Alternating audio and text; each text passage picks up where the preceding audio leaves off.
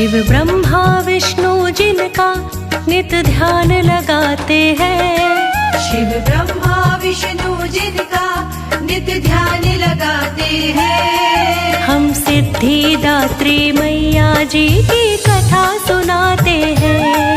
हम सिद्धिदात्री मैया जी की कथा सुनाते हैं। जिनकी पूजा करने से धन वैभव आते हैं। जिनकी पूजा करने से धन वैभव आते हैं। हम सिद्धिदात्री मैया जी की कथा सुनाते हैं। हम सिद्धिदात्री मैया जी की कथा सुनाते हैं।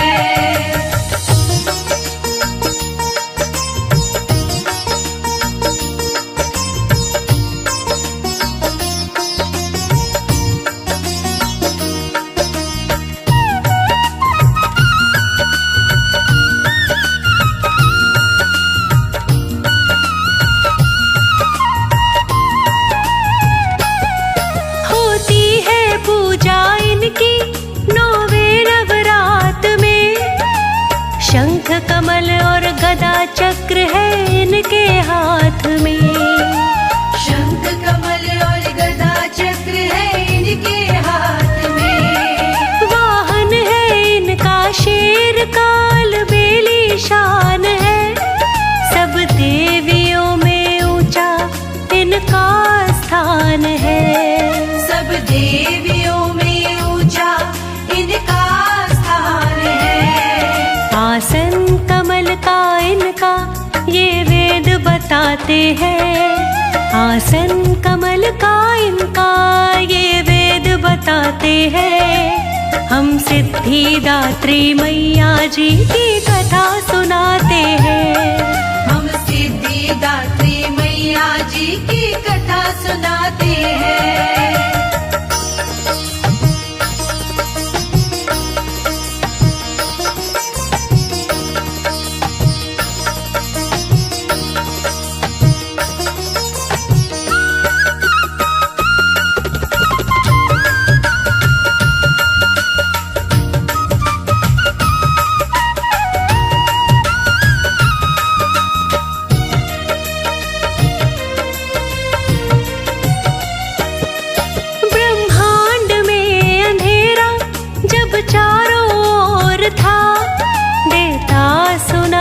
कान को पानी का शोर था। देता सुनाई कान को पानी का शोर था।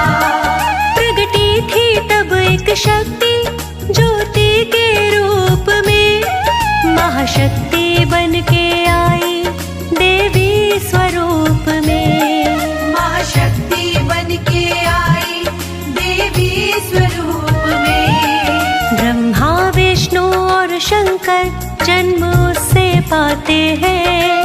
ब्रह्मा विष्णु और शंकर जन्म उससे पाते हैं। हम सिद्धिदात्री मैया जी की कथा सुनाते हैं।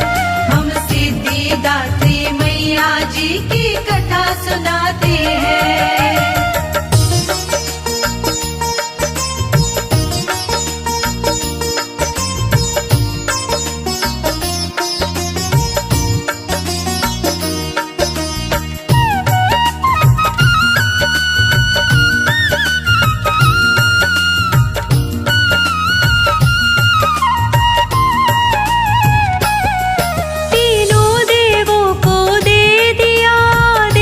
शक्ति ने मानव की रचना का दिया उपदेश। शक्ति ने मानव की रचना का दिया उपदेश। शक्ति ने सागर के तट पर जाना मिल तीनों साथ में। तप करना सिद्धिदात्री का दिन और रात में। तप करना सिद्धिदात्री का दिन और रात में। शक्ति की वाणी सुन के उन्हें शीश झुकाते हैं। शक्ति की वाणी सुन के उन्हें शीश झुकाते हैं। हम सिद्धिदात्री मैया जी की कथा सुनाते हैं। हम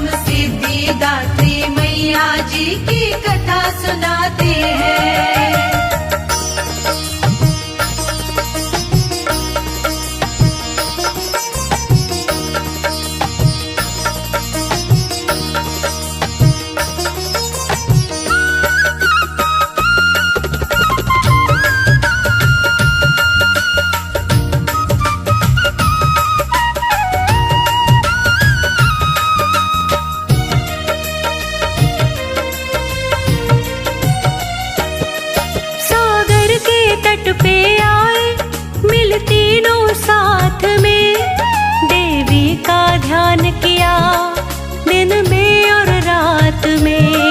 देवी का ध्यान किया दिन में और रात में।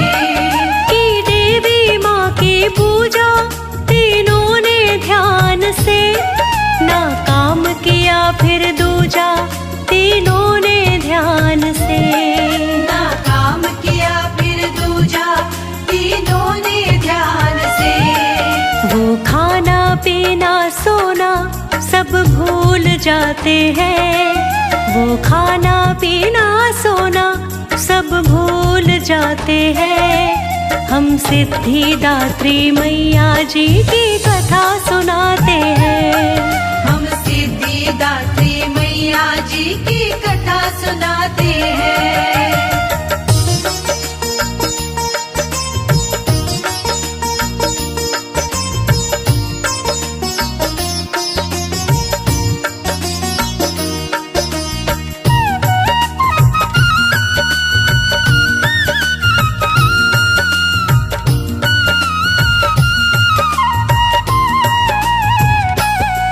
खुश होके आई देवी जब उनके सामने, तब तीनों लगे उनसे वर अपना मांगने। तब तीनों लगे उनसे वर अपना मांगने। खुश होके देवी माँ ने बढ़ा उनकी शान दी। अपनी शक्ति के रूप में नारी प्रदान की। अपनी शक्ति के रूप में नारी प्रदान की। आकर के तीनों पत्नी वो खुश हो जाते हैं। आकर के तीनों पत्नी वो खुश हो जाते हैं। हम सिद्धिदात्री मैया जी की कथा सुनाते हैं। हम सिद्धिदात्री मैया जी की कथा सुनाते हैं।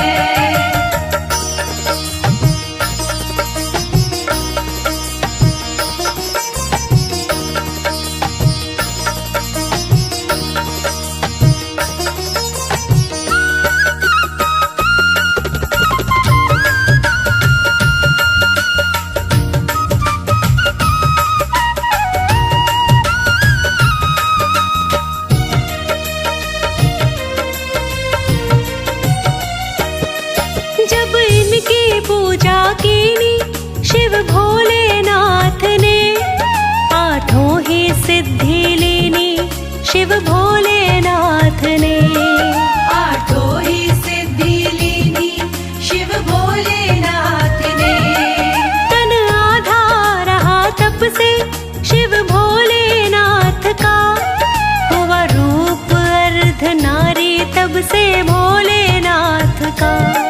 हुआ रूप अर्ध नारी तब से भोलेनाथ का। इस देवी माँ की महिमा हम जान न पाते हैं। इस देवी माँ की महिमा हम जान न पाते हैं। हम सिद्धिदात्री मैया जी की कथा सुनाते हैं। हम सिद्धिदात्री मैया जी की कथा सुनाते हैं।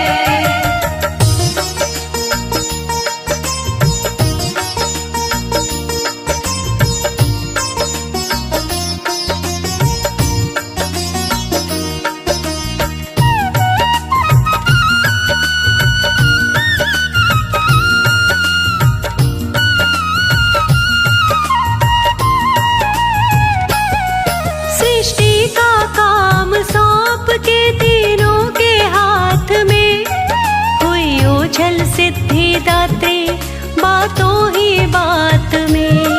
हुई ओझल सिद्धिदात्री बातों ही बात में। ब्रह्मा विष्णु शिव लागे फिर अपने काम में, मानव रचना करने लगे सुबह हो शाम में।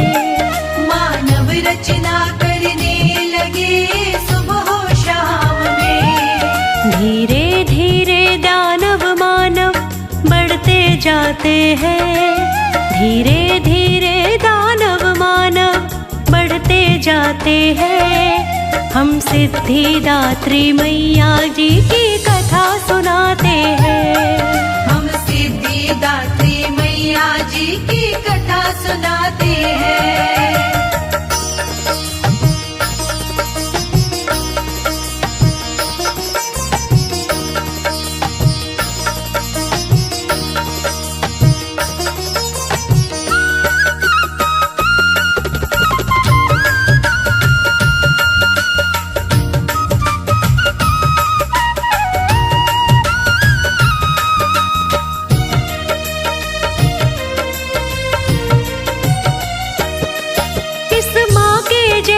जग में ना कोई और है, जहाँ होना इसकी महिमा ना ऐसा ठोर है। जहाँ होना इसकी महिमा ना ऐसा ठोर है दिव्य रूप इनका और 4 हाथ है। हर वक्त रहती मैया भक्तों के साथ है। हर वक्त रहती मैया भक्तों के साथ है। इसकी दया से बिगड़े बन काम जाते हैं। इसकी दया से बिगड़े बन काम जाते हैं। हम सिद्धिदात्री मैया जी की कथा सुनाते हैं। हम सिद्धिदात्री मैया जी की कथा सुनाते हैं।